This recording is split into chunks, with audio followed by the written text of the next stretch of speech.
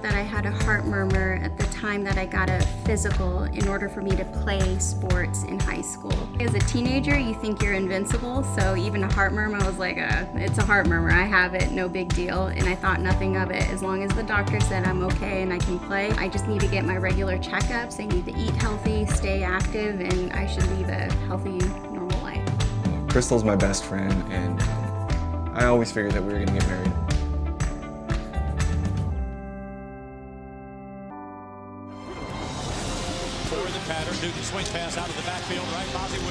Crystal and I went for the Super Bowl. We went over to a buddy's house, carrying like a case of cupcakes. We got an interception and ran it in for a touchdown. She got up and gave everybody high fives and did a victory lap around the living room. And just seconds after she disappeared from my vision. Andrew, is Crystal okay?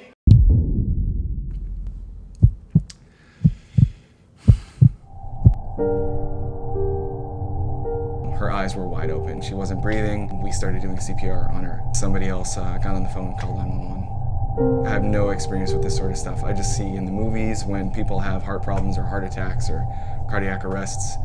It's a far different story, but like I didn't know if Crystal was going to make it out of this at all.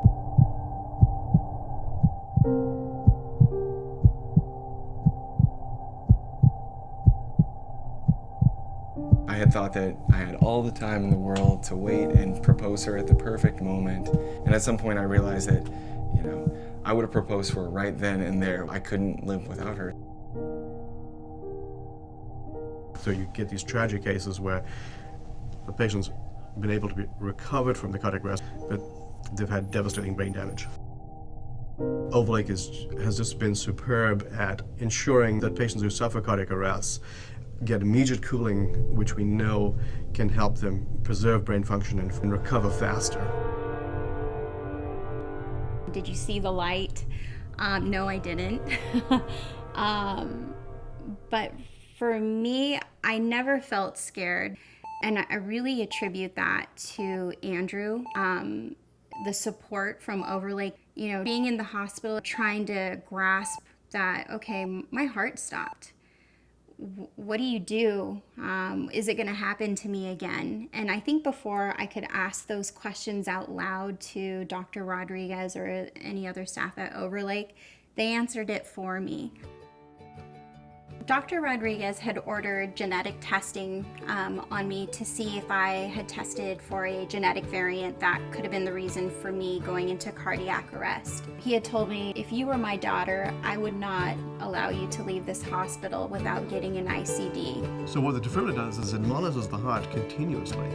And if the heart should start to misbehave again, as it did in Crystal's case, the device would then be able to gear up and deliver a therapy to correct that.